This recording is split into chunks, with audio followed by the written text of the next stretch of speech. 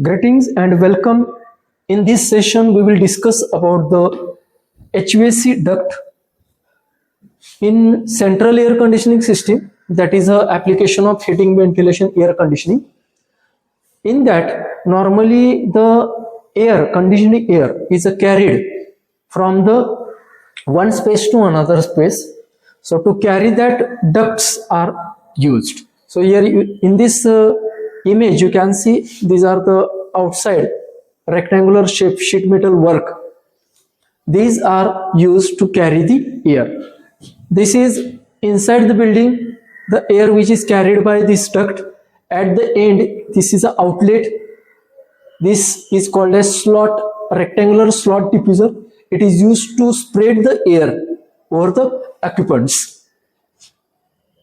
So these ducts are used to supply and also to return the air. So in this image you can see that these are rectangular shaped ducts which are of metal. Here you can see supply ducts. This is a return duct. So this whole structure for the application is used. For that we will draw one diagram. So here you see the space, air conditioner space. This is diffuser which spread the air. So use of duct is here. This is the outside air, we call it as fresh air. This fresh air is mixed with the return air, because once the air is cooled, then not necessary to use again and again outside air 100%. So that is why 20% mostly outside air as a fresh air is used, and out of that return 80% air is return. So here this is a mixing chamber.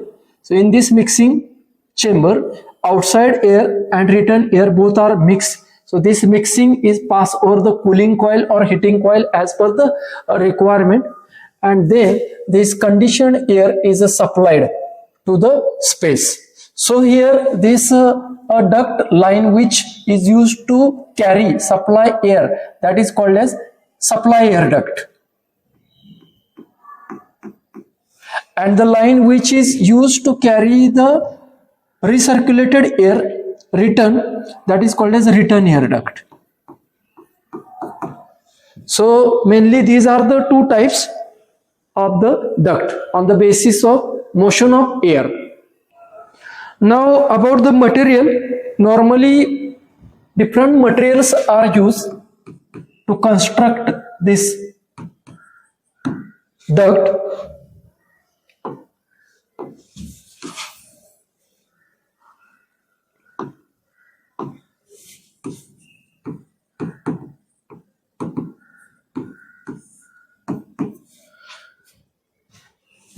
GI sheets means galvanized iron sheet.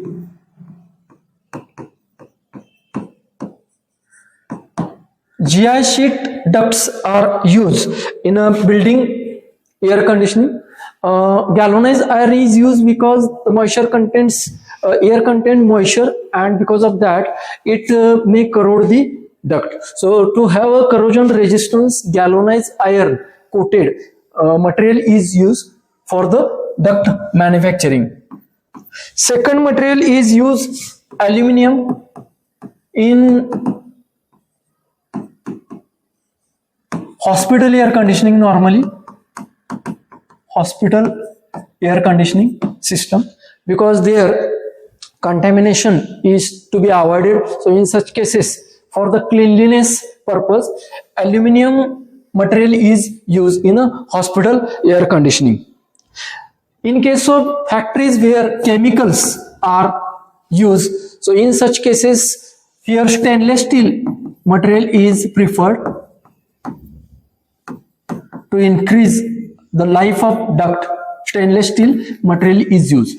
And in case of underground, wherever there is a requirement of ducting under the ground, so to sustain a pressure or force below the ground, so for that purpose here asbestos asbestos constructed, that is duct, means cement is used, cement asbestos.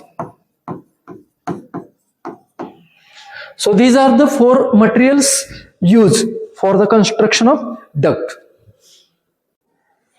Now I will discuss about the pressure in the duct.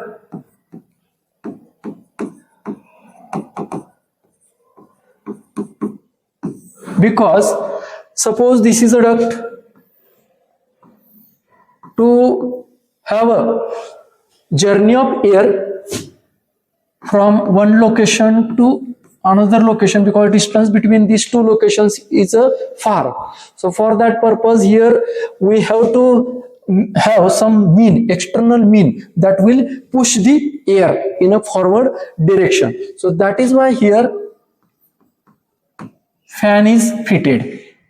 This fan is helping to push or to move the air in forward direction towards the space or destination. So here are two types of pressure comes in a picture. One is called as static pressure. Static pressure is required to push the air in forward direction, and this static pressure is applied on all surface of the duct. This is required to overcome the friction loss, because while the air is passing through this duct, their friction is taking place, and because of that friction loss is taking place. So this PS in the form of pressure loss can be calculated. So to calculate this, here is a formula used, that is FL rho V square by 2m. This is a pressure loss due to friction.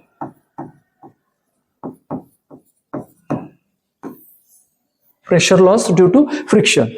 Now in this formula, F is a friction coefficient.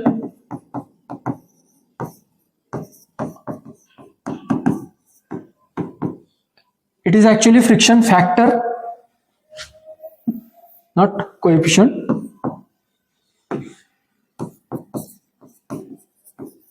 Friction factor, the material which is used to construct the duct, for that a particular value is given, that is F. L is a length of this duct.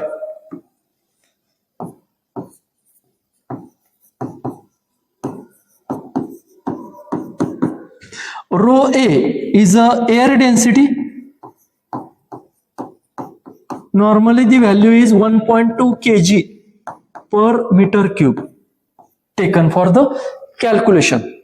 V is a velocity of air passing through this duct in a meter per second, and M is hydraulic mean depth. This is a technical parameter, hydraulic mean depth. This M is a ratio of area to perimeter of the duct. So here, if there are two types of shapes which are used, suppose a circular and another one is a rectangular.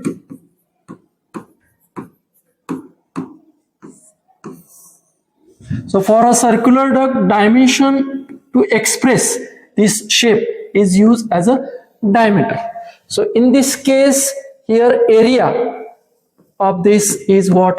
Pi by 4 d square, and perimeter for the circle is pi d. So in this case, hydraulic mean depth will be what? Pi by 4 d square divided by pi d. So in this case, this d will get cancelled with square, and this here this pi will get cancelled. So thus we will here d by 4. So hydraulic mean depth for the circular shape is a d by 4.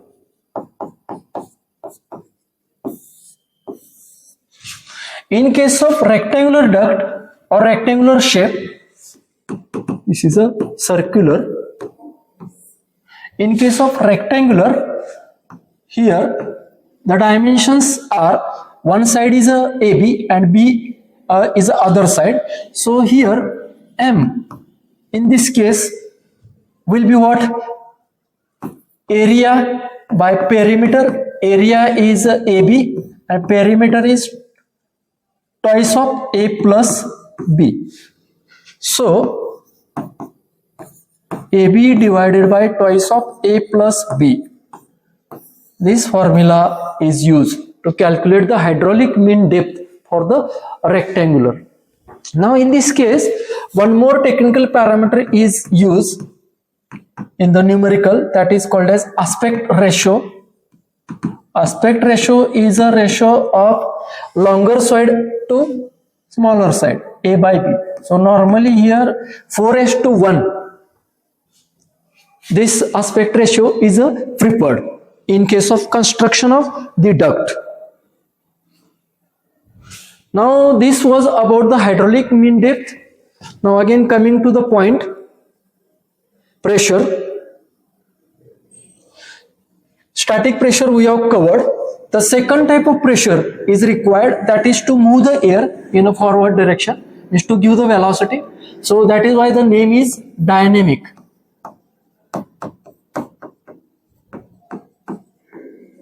Dynamic pressure. So dynamic pressure is indicated by letter PV, P base V. So this is calculated by rho A V square by 2. Here rho already we have mentioned, that is density of the air, V is a velocity, divided by 2.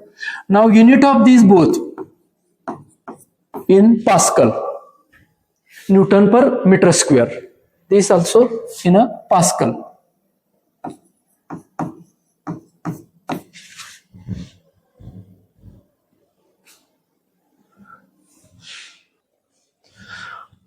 So now the summation of these two pressure, that is called as total pressure,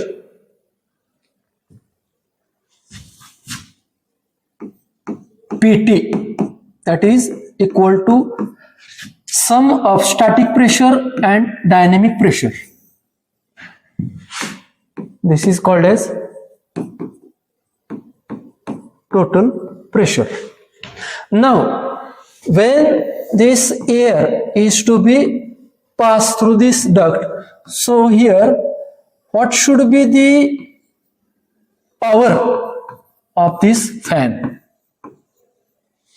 So to calculate this power, fan power, we know that power is a product of pressure and discharge. Hence here we use the formula total pressure. This is in Newton per meter square, that is a Pascal, and Q means the discharge of the air, volume flow rate. So this is in meter cube per second. So if you do the cancellation of the points here, this meter square will get cancelled with this cube, and thus remains, that is what, Newton meter per second. This is what, watt. So by using this concept of total pressure, we can calculate the power required to drive the fan, and which is useful to reach the air from the source to the destination.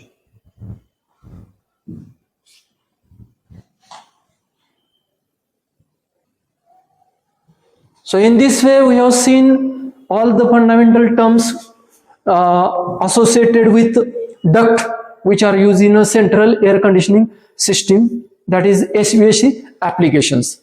In next session we will see about the numericals on the duct and also duct design. Thank you.